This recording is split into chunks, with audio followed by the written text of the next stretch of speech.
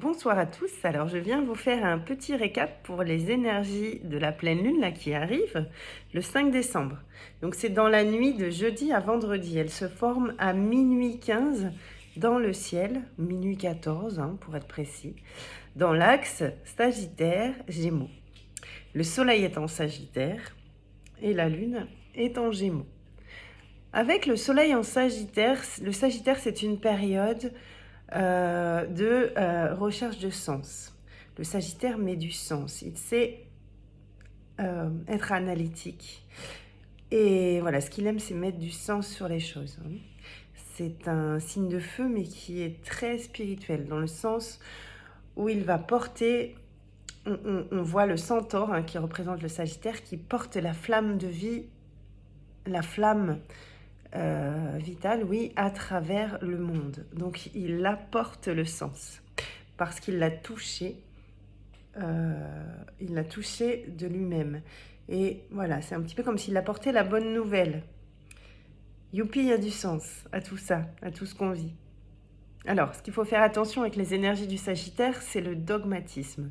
En effet, il peut avoir tendance, ce signe, à trop s'axer sur une vérité ou des vérités en devenant rigide par rapport à celle-ci. Donc attention à ça. En face, la Lune est en Gémeaux. Avec le Gémeaux, on est au contraire dans une grande mobilité, dans une notion de communication, de pensée, de capter les informations multiples, etc. On est dans une multiplicité. En effet, ce qui gouverne le Gémeaux, c'est Mercure. Mercure, c'est Hermès chez les dieux grecs, c'est le dieu psychopompe. Donc, il a la capacité de faire passer les âmes, Mercure. Mercure, c'est aussi le dieu c'est le messager. Il va partout, c'est le messager des dieux. Donc, actuellement, Mercure, qui est représenté avec ses petites antennes, il est en Scorpion. Il avait avancé, puis il a rétrogradé du 9 au 29 novembre en Scorpion. Il y a eu peut-être un temps de pause, de réflexion sur soi-même. Et là, il est sorti de sa rétrogradation, il est redevenu direct. Mais en Scorpion, quand même, on a cette notion de ce dieu Mercure ou Hermès qui va dans les profondeurs, qui va dans les enfers. Attention, les enfers entre guillemets, donc c'est-à-dire toute la zone inconsciente de notre être, pour aller chercher des informations, peut-être pour l'aider à faire remonter ces informations. Et ce que j'aimerais ajouter par rapport à ça, c'est qu'on est dans une grande période, là, tous les mois d'automne-hiver, où il y a un triangle d'eau dans le ciel, c'est-à-dire que toutes les planètes d'eau sont activées. Avec chacune des planètes à leur clé. Donc on a en effet Mercure en Scorpion, on a Jupiter, d'ailleurs le maître du Sagittaire qui est en Cancer, et on a Saturne et Neptune en Poisson. Donc l'eau qui est activée, ça veut dire quoi? Ça veut dire que l'émotionnel est au premier plan. Mercure va aller chercher dans le Scorpion des émotions qui ont peut-être été enfouies, qui ont été mises en bulle, qui ont été mises de côté, et qui peut-être aujourd'hui, sans qu'on s'en rende compte, inconsciemment nous bloquent dans certaines actions, dans certaines choses.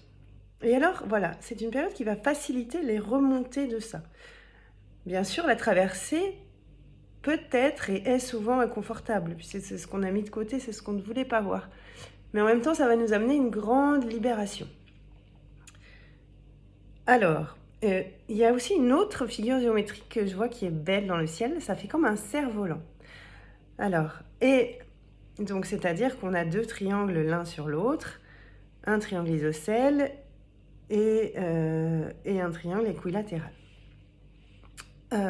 Au point de ce cerf-volant, en haut, on a Uranus, qui n'est pas très très loin de la Lune, et en bas, à la pointe du bas, on a Mercure.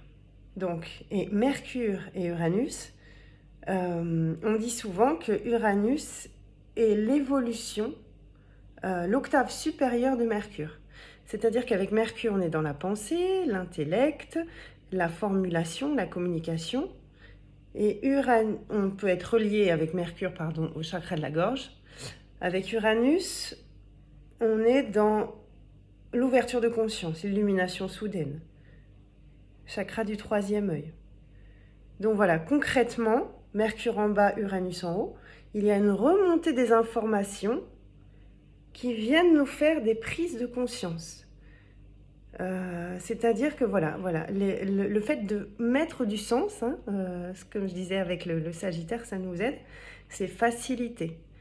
Ça met du sens non seulement, pas seulement dans l'intellect, mais aussi à travers tout notre être, dans le corps. S'il y a des blocages corporels, cette prise de conscience, ce sens qui va se mettre, va faciliter le dénouement de ces problématiques corporelles. Ces prises de conscience vont faciliter une mise en action dans certains domaines, alors qu'avant, on avait peut-être tendance à procrastiner ou c'était compliqué. Et on ne savait pas forcément pourquoi. Mais en fait, voilà, il y a des déblocages qui peuvent se faire à condition d'accueillir, d'aller voir les zones qui blessent, les zones dérangeantes, de traverser ces tumultes pour y apporter de la lumière et pour aider à cette libération. D'ailleurs, il y a, avec cette pleine lune, ce qu'on appelle un carré entre les luminaires, donc la lune et le soleil, et les nœuds lunaires. Concrètement, les nœuds lunaires, c'est le chemin qui nous est proposé, le chemin d'évolution qui nous est proposé par les astres. Et voilà, la lune et le soleil en carré, c'est comme si on nous disait, là, il y a un travail à faire pour avancer sur ton chemin d'évolution. On te montre le chemin, mais attention, on ne te donne pas tout sur un plateau d'argent. C'est à toi de faire des efforts, d'accueillir les défis qui se présentent, les expériences peut-être non agréables qui sont là, mais il va y avoir un travail de remise en question à faire. Cependant, tu vas avoir des aides sur ton chemin pour faire cette remise en question. Et cette remise en question, elle est facilitée par ces énergies mercuriennes, uraniennes, ces énergies de conscience et de conscience supérieure, en fait. Il y a un alignement de la conscience qui peut se faire plus facilement. Donc, voilà ce que je voulais vous partager pour cette pleine lune. Voilà, je vous souhaite de belles épiphanies, de beaux épanouissements de conscience en cette période qui prépare Noël. Et je vous dis à très bientôt.